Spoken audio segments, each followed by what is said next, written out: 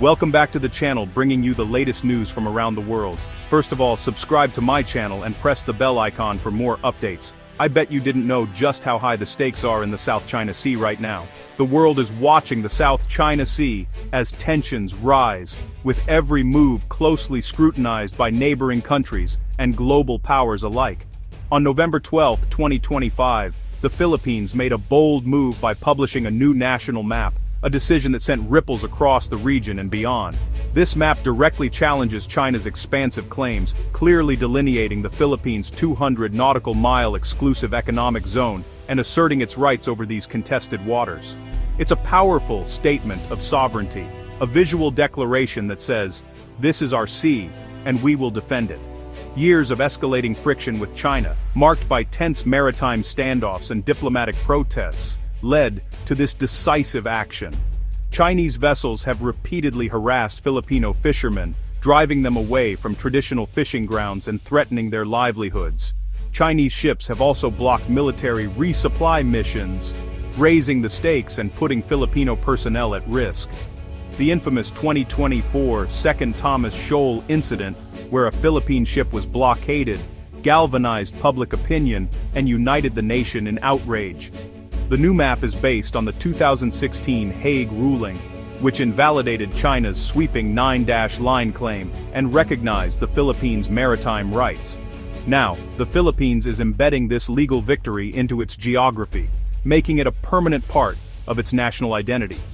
Every school, government office, and embassy will display this map, ensuring that the message reaches citizens and visitors alike.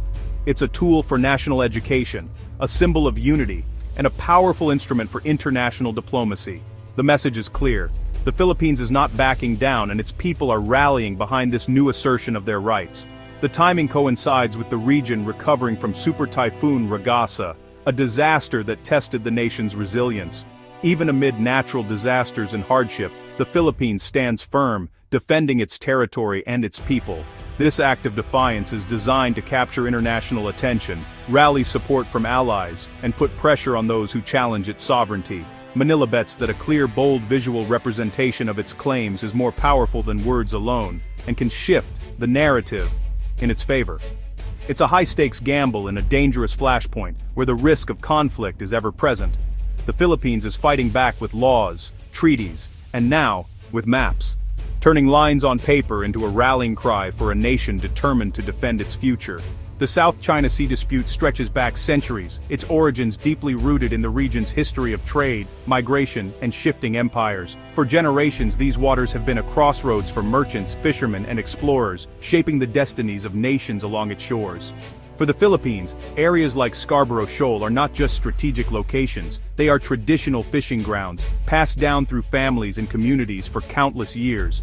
These waters are woven into the fabric of Filipino national identity and serve as an economic lifeblood, supporting coastal villages and bustling markets. China's sweeping claim, marked by the controversial 9-line, covers nearly the entire sea, overlapping with the exclusive economic zones of several Southeast Asian countries. This narrative is a powerful cornerstone of Chinese nationalism, fueling patriotic sentiment and shaping public opinion within China. The modern conflict was further ignited by the discovery of potential oil and gas reserves beneath the seabed, raising the stakes for all involved. As nations formalized maritime boundaries under the United Nations Convention on the Law of the Sea, or UNCLOS, these new lines clashed directly with China's historic claims. In 2012, China seized control of Scarborough Shoal, a move that shocked Manila and left Filipino fishermen facing an uncertain future.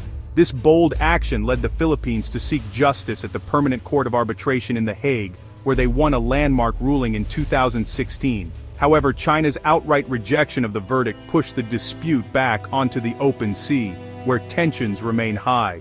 Today, the stage is set for dangerous escalations, as rival ships and coast guards face off in these contested waters, with the world watching closely. The unveiling of the new map is more than a symbolic gesture, it's a calculated legal strategy by the Philippines, designed to reinforce its position in the ongoing maritime dispute. In 2024, Congress took decisive action by passing the Maritime Zones Act and the Archipelagic Sea Lanes Law, both landmark pieces of legislation. These new laws formally codify the country's maritime entitlements, aligning them with international law and strengthening the legal foundation of the Philippines' claims. The Maritime Zones Act clearly defines the boundaries of the Philippines' territorial sea and exclusive economic zone, leaving little ambiguity about the nation's maritime reach.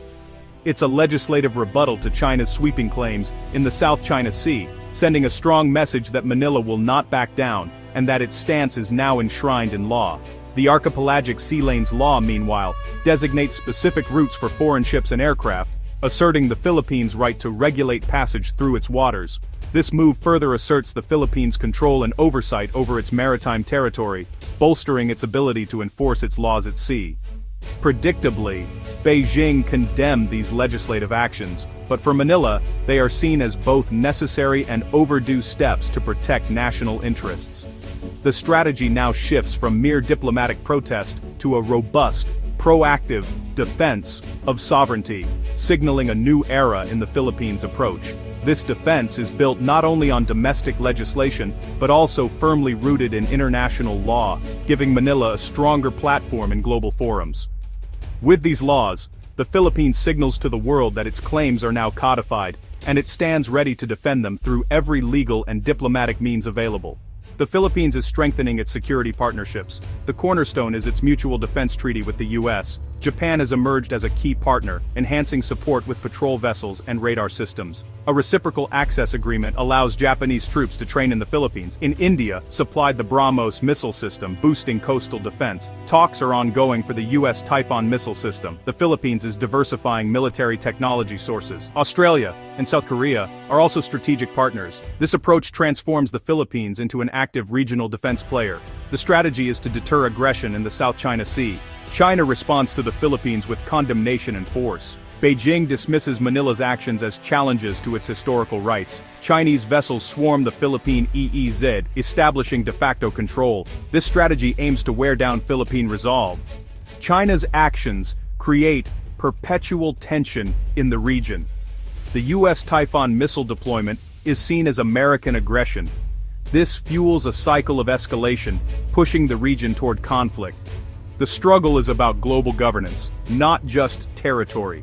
The South China Sea's future is uncertain and perilous. The Philippines' strategy is a long-term project. China may intensify pressure with aggressive actions. The Philippine-led coalition must present a credible deterrent. The U.S. and partners' response is critical. Economic dimensions cannot be ignored, as the sea is vital for global trade. Nationalism could trap leaders in rhetoric, escalating tensions. The international community hopes for de-escalation. The fate of this vital waterway hangs in the balance.